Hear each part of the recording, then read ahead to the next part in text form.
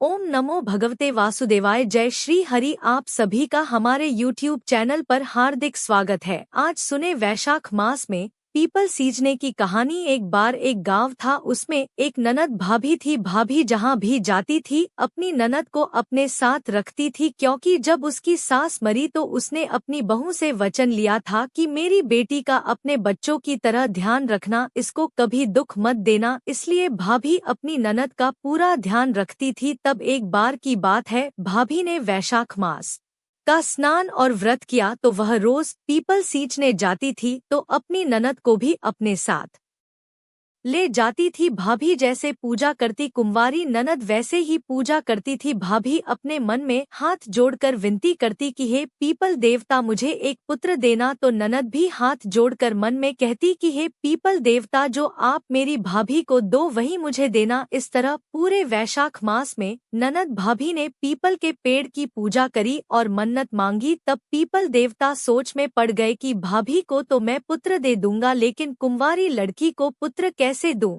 तब पीपल देवता ने दोनों की इच्छा पूरी कर दी। 3 महीने बाद भाभी को गर्भ ठहर गया। तब ननद के हाथ में भी एक छोटा सा छाला हो गया। वह छाला दिन पर दिन बढ़ने लगा। 9 महीने के बाद भाभी ने एक पुत्र को जन्म दिया, तो उसी दिन ननद के हाथ के छाले में से भी एक बेटे का जन्म हुआ। भाभी ने लोकलाज के भय से और ननद की बदनामी के डर से पूरे गांव में यह कहलवा दिया कि मेरे 2 जुड़वा पुत्र हुए हैं।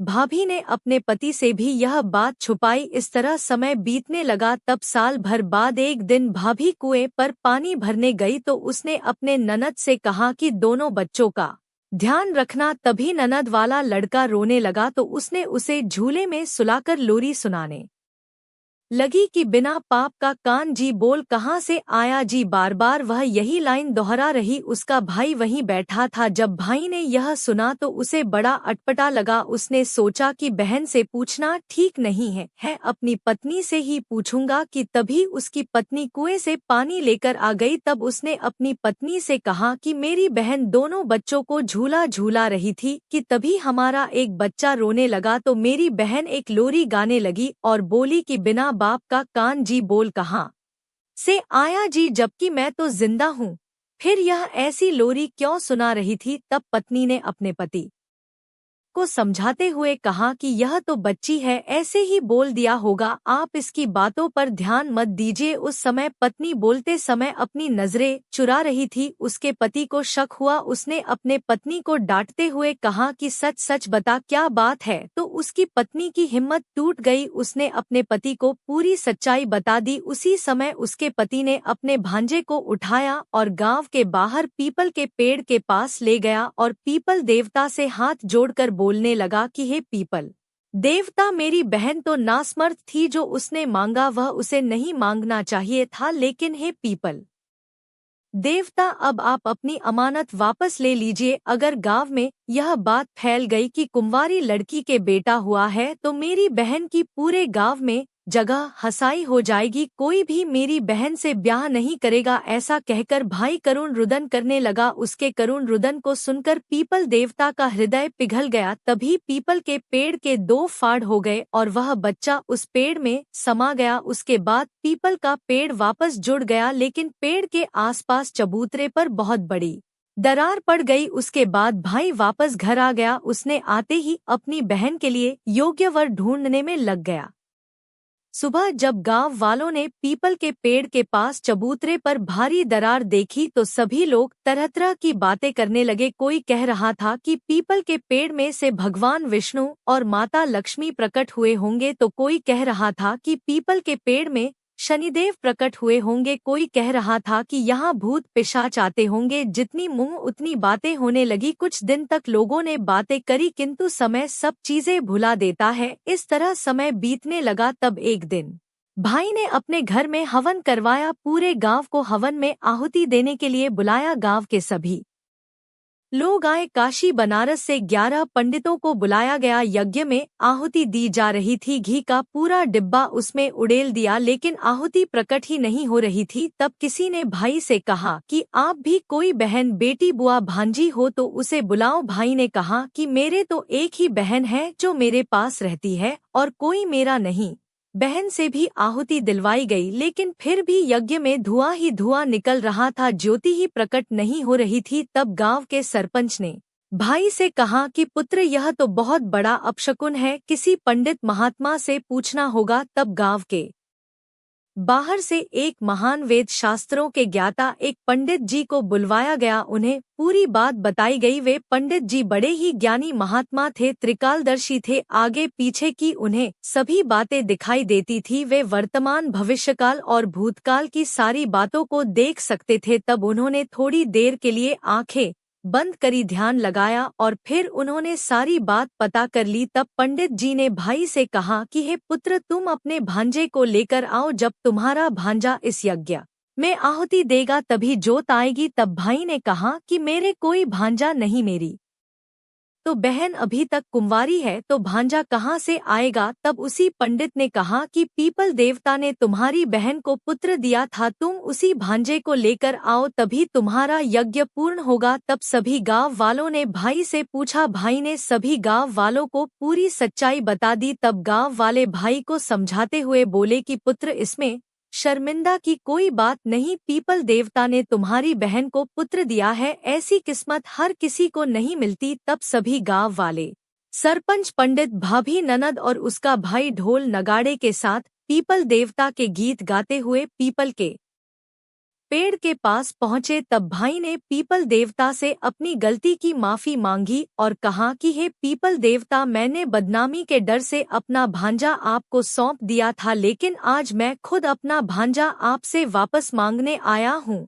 हे पीपल देवता, मुझे मेरा भांजा वापस लौटा दीजिए। तभी वहाँ वापस पीपल के दो फाड़ हो गए, उसमें से उनका भांजा बाहर आया। उसी समय उसकी बहन के आंचल से दूध की धार उसके बेटे के मुख पर जाकर गिरी। पूरे गांव वालों को यकीन हो गया कि यह इसी का पुत्र है। तब सभी धूमधाम से गाजे बाजे के साथ पीपल देवता के गीत गाते हुए पुत्र को लेकर घर आए। जैसे ही भांजे ने यज्ञ में आहुति दी तो ज्वाला इतनी ऊंची उठी कि सभी को महान आश्चर्य हुआ। तब उस भाई ने पूरी नगरी में यह ढिंढोरा पिटवा दिया कि वैशाख मास में पीपल के पेड़ को सींचने से निर्धन को धन मिले, निसंतान को संतान सुख मिले, कुंवारों को अच्छा घर वर मिले, बुजुर्गों को बैकुंठ का वास मिले। उन दिनों के बाद सभी लोग वैशाख मास में स्नान और व्रत के साथ में पीपल के पेड़ को सींचने लगे। ऐसा करने से मनुष्य को इस लोक में सभी सुख और मरने के बाद परलोक में परमधाम की प्राप्ति होती है। हे पीपल देवता, जैसा सुख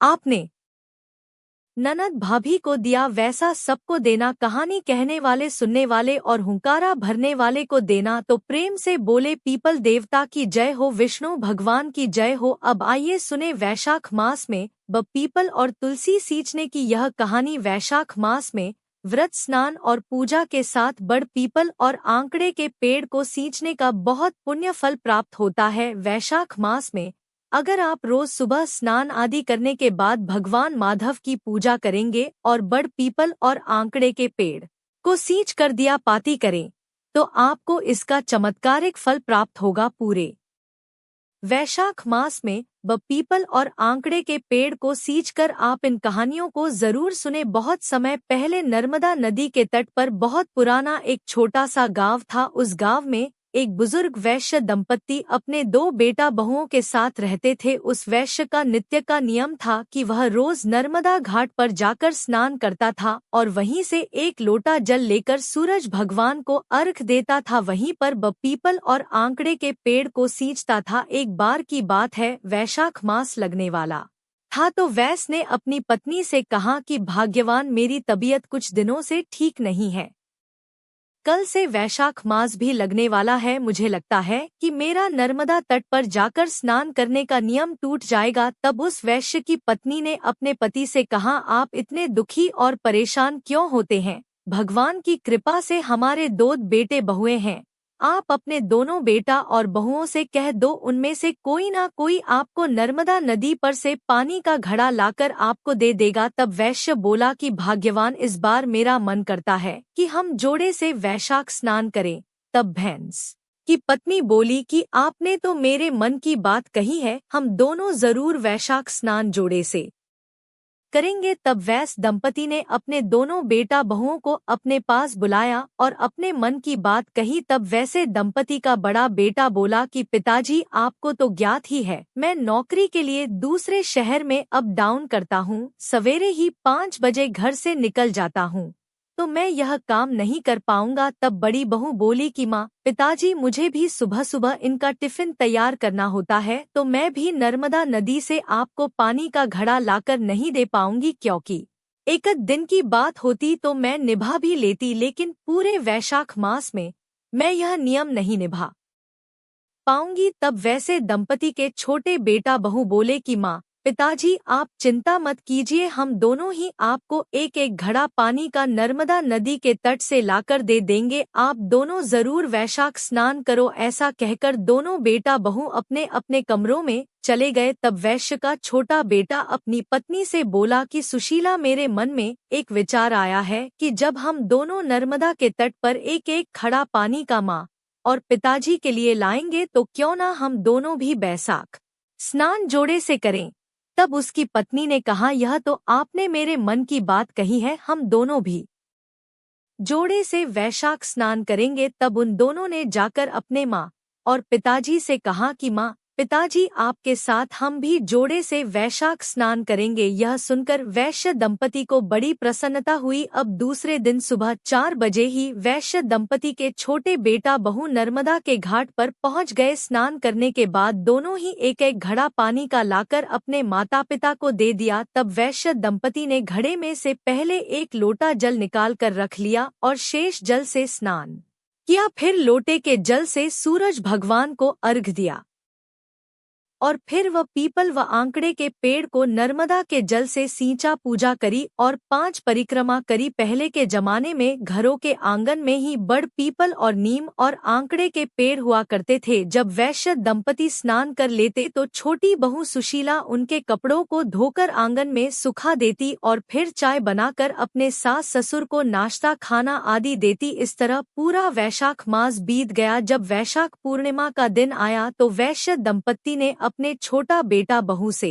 कहा कि तुम दोनों ने भी हमारे साथ ही वैशाख स्नान किया है, तो संपूर्ण फल पाने के लिए हमें 2 जोड़ा ब्राह्मण दंपति को भोजन कराना चाहिए। तब उन्होंने बहू से कहा कि बहू, तुम कल स्वादिष्ट खीर, मालपुए, कचौड़ी इत्यादि बनाना और 2 जोड़ा ब्राह्मण दंपति को गांव से बुलाकर के ले आना, हम उन्हें भोजन कराएंगे, कपड़े और दक्षिणा आदि देंगे। तब दोनों बेटा बहू बोले कि माँ, पिताजी, जैसा आप चाहेंगे वैसा ही होगा। तब दूसरे दिन छोटी बहू ने सुबह जल्दी ही उठकर खीर, मालपुआ, कचौड़ी, पूरी आदि बनाए और गांव में ब्राह्मण ब्राह्मणी को बुलाने के लिए चली गई। वह आधे रास्ते में ही पहुंची थी कि उसे 2 ब्राह्मण और 2 ब्राह्मणी आती हुई दिखाई दी। बहू ने सोचा कि शायद यह तीर्थयात्री हैं, गांव के तो नहीं लग रहे, क्यों ना मैं इन्हें ही भोजन के लिए घर ले आऊं। तब छोटी बहू ने उनको प्रणाम किया और बोली कि पंडित जी, आज वैसाखी पूर्णिमा पर मेरे सास ससुर 2 ब्राह्मण जोड़ा जोड़ी जिमाना चाहते हैं,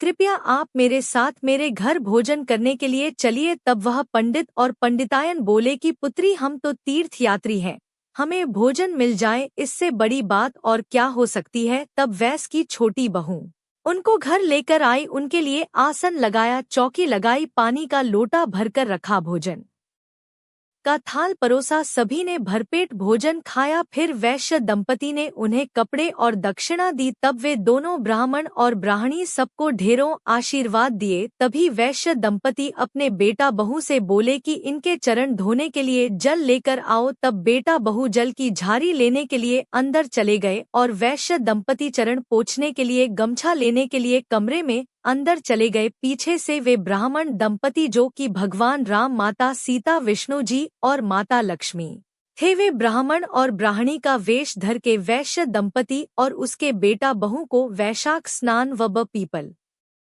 और आंकड़े के पेड़ को सींचने का पूर्ण फल देने आए थे, उनके सत की रक्षा करने आए थे। वे अंतर्ध्य हो गए। जैसे ही वैश्य दंपति और उसकी बेटा बहू चौके में आए, तूने कोई नहीं दिखा, लेकिन उनको यह देखकर महान आश्चर्य हुआ कि उनकी रसोई में अन्न धन की ढेरियां पड़ी हुई थी। जैसे ही वैश्य दंपति ने चौकी हटाई तो उन्हें और भी आश्चर्य हुआ। जहाँ राम व माता सीता बैठे हुए थे वहाँ भगवान राम के चरण और धनुष के चिन्ह अंकित थे तथा माता सीता जहाँ बैठी थी वहाँ सोने की मोहरों की थैली पड़ी थी और जहाँ भगवान विष्णु बैठे थे वहाँ चक्र का चिन्ह अंकित था और जहां माता लक्ष्मी बैठी हुई थी वहां हीरे मोती सोने चांदी के आभूषणों की ढेरी पड़ी थी। यह खबर पूरे गांव में आग की तरह फैल गई कि वैश्य दंपति के घर भगवान राम, माता सीता, विष्णु भगवान और माता लक्ष्मी प्रकट हुए हैं।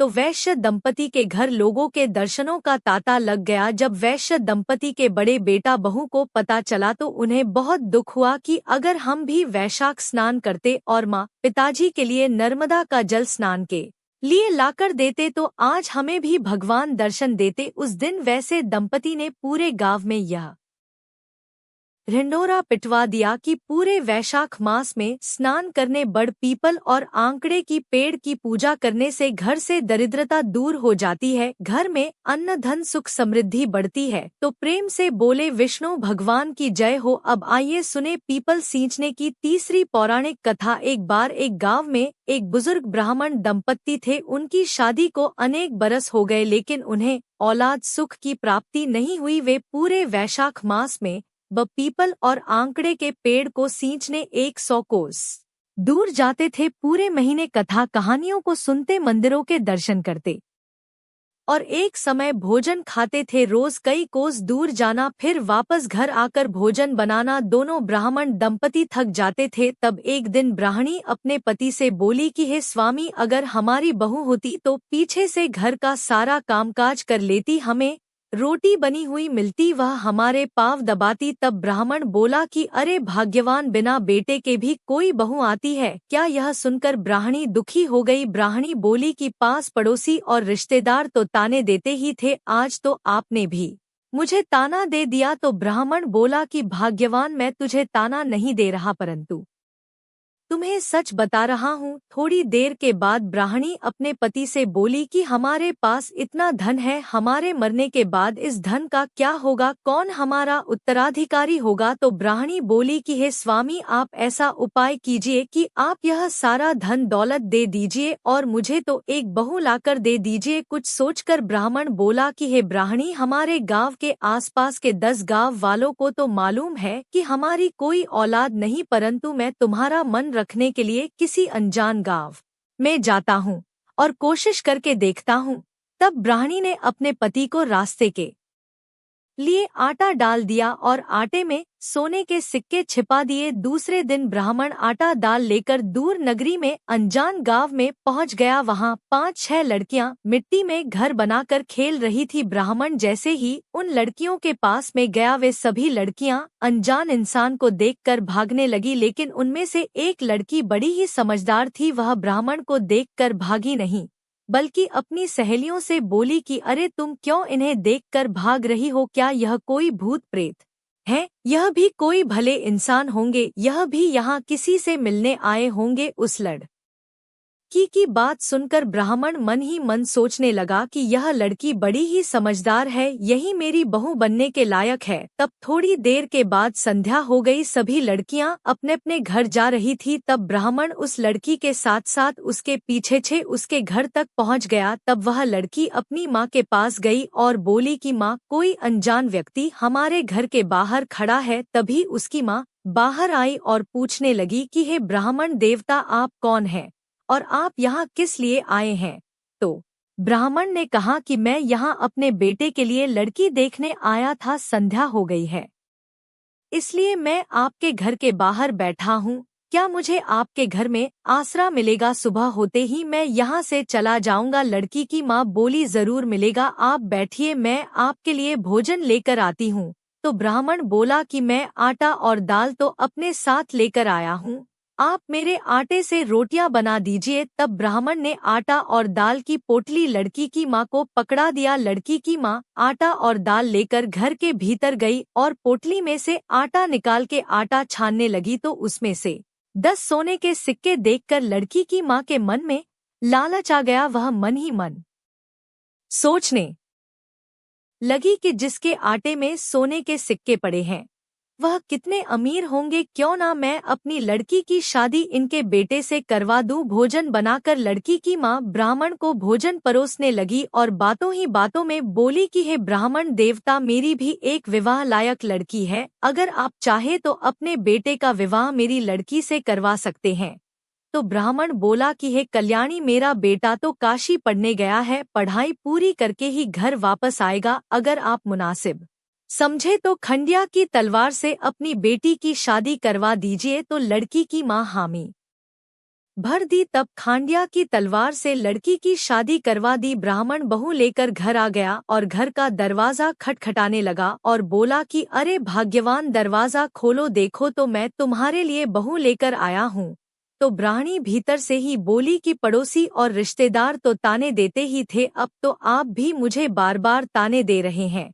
तो ब्राह्मण ने कहा कि भाग्यवान, मैं ताना नहीं दे रहा, तुम दरवाजा खोल करके देखो। ब्राह्मणी ने जैसे ही दरवाजा खोल करके देखा तो सामने बहू खड़ी थी। ब्राह्मणी बहू को देखकर खुश हो गई, आरती की थाली लेकर आई और बहू की आरती करी और उसे लेकर भीतर आई। ब्राह्मणी बहू को देखकर बहुत खुश हुई। दूसरे दिन ब्राह्मणी ने अपनी बहू को घर की सारी जिम्मेदारी सौंप दी और बोली कि बहू, हम रोज 100 कोस दूर पीपल और आंकड़े के पेड़ को सींचने जाते हैं, मंदिरों के दर्शन करते हैं, लौटते लौटते हमें संध्या हो जाती है, इसलिए तुम घर का ध्यान रखना। बहू घर का सारा कामकाज कर लेना, झाड़ू पोछा बर्तन कर लेना, हमारे लिए शाम को चावल मूंग की खिचड़ी बनाकर रख देना और तुम्हें जो भी भोजन खाना हो वह खा लेना। लेकिन बहू, एक बात का ध्यान रखना, परिंदे का पानी और चूल्हे की आंच खत मत होने देना। संध्या के समय दिया बाती कर लेना। बहू ने घर की पूरी जिम्मेदारी संभाल ली। बहू अपने सास ससुर के कपड़े धोती, पैरों में तेल मालिश करती, समय पर भोजन पानी देती। ऐसी बहू को पाकर सास ससुर दोनों बहुत ही खुश थे। इस तरह बहुत सा समय बीत गया। तब एक दिन सास ससुर मंदिर गए हुए थे, पीछे से चूल्हे की आंच बुझ गई। बहू भागी भागी पड़ोस में आंच लेने के लिए गई। बहू ने पड़ोसन से कहा कि बहन, जल्दी से मुझे चूल्हे की आंच दे दो, मेरे सास ससुर आते ही होंगे, मुझे उनके लिए भोजन बनाना है। तो पड़ोसन ने बहू को पट्टी पढ़ा दी। बहू को बाहर की हवा लग गई। पड़ोसन ने बहू से पूछा कि अरे कहाँ की बहू, इतनी भी जल्दी क्या है, तेरे सास ससुर के कोई औलाद नहीं है? हमने तो आज तक नहीं देखा, क्या तुमने तुम्हारे पति को देखा है? तो बहू बोली कि मेरे सास ससुर कह रहे हैं कि मेरे पति काशी पढ़ने गए हैं, पढ़ाई करके ही लौटेंगे। तो पड़ोसन ने उसके कान भर दिए और कहा कि तेरे सास ससुर के तो कोई औलाद नहीं है, उन्हें तो घर के कामकाज के लिए एक नौकरानी चाहिए थी। वह पड़ोसन से बोली कि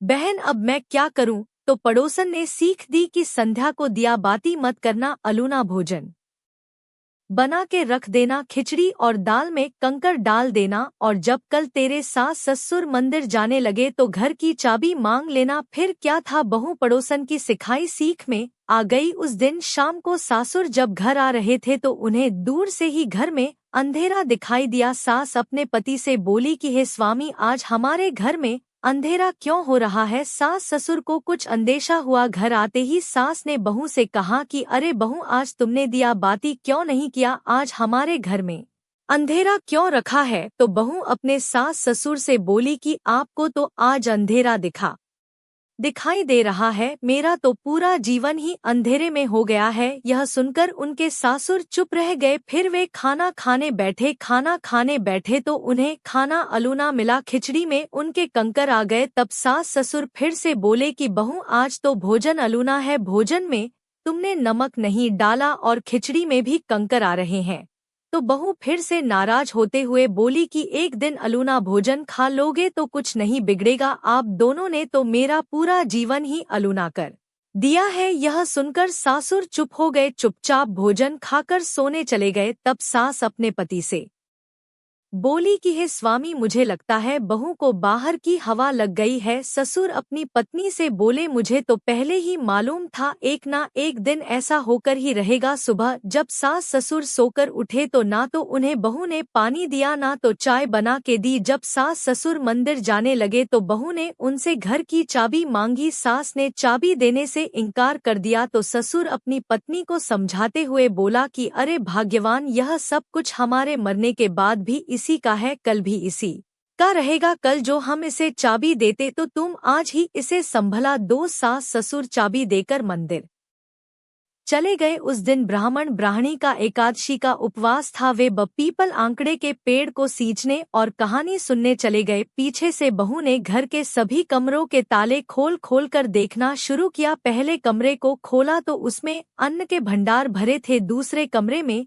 चीनी और गुड़ भरा था, तीसरे कमरे में कपड़े भरे पड़े थे, चौथे कमरे में बर्तनों का भंडार था, पांचवें कमरे में दाल चावल भरे पड़े थे। इस तरह प्रत्येक कमरे में कुछ ना कुछ भरा पड़ा था। तब जैसे ही बहू ने आठवें कमरे को खोल करके देखा तो वहां तुलसी का बिरला, बड़ पीपल और आंकड़े का पेड़ था, झरना बह रहा था, गंगा नदी बह रही थी। वहीं पर पीपल के पेड़ के नीचे आलती पालथी मारकर एक बहुत सुंदर युवक तुलसी की माला फेर रहा था। बहू ने उससे पूछा कि तुम कौन हो? तो युवक बोला कि मैं तुम्हारा पति हूँ। बहू बोली कि तुम तो काशी पढ़ने गए थे, तुम कब आए? तो युवक बोला कि मैं कल ही आया था। तो बहू बोली कि चलो बाहर, तुम्हारे माता पिता तुम्हें देखेंगे तो बहुत खुश होंगे। लेकिन वह युवक बोला कि नहीं, जब मेरे माता पिता मुझे लेने आएंगे तब मैं बाहर आऊंगा। यह सुनकर बहू बहुत खुश हुई। उसने वापस सब कमरों के ताले लगा दिए और 16 श्रृंगार करके मेहंदी लगाई, लाल जोड़े के कपड़े पहने, खूब सारे गहने पहने और सास ससुर के लिए उपवास का भोजन बनाया। कुट्टू के आटे की पूरी, साबूदाने की खीर, सिंघाड़े के आटे का हलवा और सेंधा नमक और आलू की सब्जी बनाई। घर पर खूब दिए जलाई। शाम को थके हारे सास ससुर घर आए तो दूर से ही उन्हें घर में रोशनी दिखाई दी। घर में रोशनी देखकर सास ससुर को कुछ हिम्मत बंधी। बहू ने सासुर को देखकर उनकी खूब आदर सत्कार किया, उनके हाथ पैर धुलवा, उन्हें चौकी पर बैठा के भोजन परोसा। सास ससुर मन ही मन सोचने लगे कि बहू तो घर की चाबी लेकर ही खुश हो गई, चलो अब कोई डर ही नहीं है। रात को जब सास ससुर सोने गए तो बहू ने सास के पैरों में तेल से मालिश करी और जब सास ससुर को नींद आ गई तो बहू भी सोने चली गई। दूसरे दिन सासुर के उठने से पहले ही बहू ने अपने सास ससुर के नहाने के लिए पानी रख दिया। सास ससुर जब नहाकर मंदिर जाने लगे तो बहू अपने सास ससुर से बोली कि आप 100 कोस दूर पीपल और आंकड़े के पेड़ को सींचने जाते हो, मंदिरों में दर्शन करने जाते हो, जबकि हमारे घर में ही गंगा नदी बह रही है। बड़ पीपल और आंकड़े का पेड़ है, तुलसी का बिरवा है, शिव मंदिर है, राधा दामोदर जी हैं, लक्ष्मी नारायण भगवान है, साथ ही आपका बेटा भी है जो वहां बैठकर तुलसी माला फेर रहा है। यह सुनकर सास ससुर के आश्चर्य का ठिकाना नहीं रहा। तब सास ससुर अपनी बहू से बोले कि बहू, हमारे तो कोई औलाद ही नहीं थी, हम तो तुम्हें झूठ बोलकर और घर के कामकाज के लिए लेकर आए हैं। तब बहू ने अपने सास ससुर को उनके बेटे वाली पूरी बात बताई। उसके बाद सास ससुर अपनी बहू के साथ 8वें कमरे में गए तो वहां गंगा नदी बह रही थी, तुलसी का बिरवा था, पीपल पथवारी हिंडोले में झूला झूल रही थी, पीपल और आंकड़े का पेड़ था, शिव राधा दामोदर भगवान का मंदिर था, लक्ष्मी नारायण भगवान का मंदिर था। एक सुंदर युवक पीपल और आंकड़े के पेड़ के नीचे बैठकर तुलसी माला फेर रहा था। ब्राह्मणी ने उस युवक से पूछा कि बेटा तुम कौन हो? तो वह युवक बोला कि मुझे तो भगवान ने आपके लिए भेजा है, मैं आपका पुत्र हूँ। तो ब्राह्मणी बोली कि मेरे तो कोई औलाद ही नहीं है, मैं इस समाज को, घर परिवार को और गांव वालों को क्या जवाब दूंगी? तब एक जाने माने पंडित जी से पूछा गया और उन्हें पूरी बात बताई गई। तब उस पंडित जी ने कहा कि वह युवक इस ब्राह्मणी का पुत्र है या नहीं, इसकी तो इनकी परीक्षा लेनी होगी। इसका एक ही उपाय है, सूर्यनारायण भगवान के सामने इन दोनों को खड़ा किया जाए और उस समय ब्राह्मणी के आंचल से दूध की धार जब इस युवक के मुंह और मूंछों पर पड़ेगी तभी माना जाएगा कि यह युवक इस ब्राह्मणी का पुत्र है। तब सभी गांव वालों को, रिश्तेदारों को, अड़ोसी पड़ोसी को एकत्र किया गया। सूर्यनारायण भगवान के सामने ब्राह्मणी को और उस सुंदर युवक को खड़ा किया गया और साथ ही बहू को भी खड़ा किया गया। तब ब्राह्मणी के स्तन से दूध की धार सुंदर युवक के मूंछों पर पड़ी, साथ ही बेटा बहू के गठ जोड़े पर जाकर गिरी। इस तरह सत्य की जीत हुई। पूरे गांव वालों, पड़ोसी और रिश्तेदारों ने, सभी ने स्वीकार कर लिया कि यह युवक ब्राह्मणी का है। इस तरह ब्राह्मण ब्राह्मणी को पूरे वैशाख मास में वैशाख स्नान बड़ पीपल आंकड़े के पेड़ को सींचने का फल मिला। तो प्रेम से बोले श्री हरि विष्णु भगवान की जय।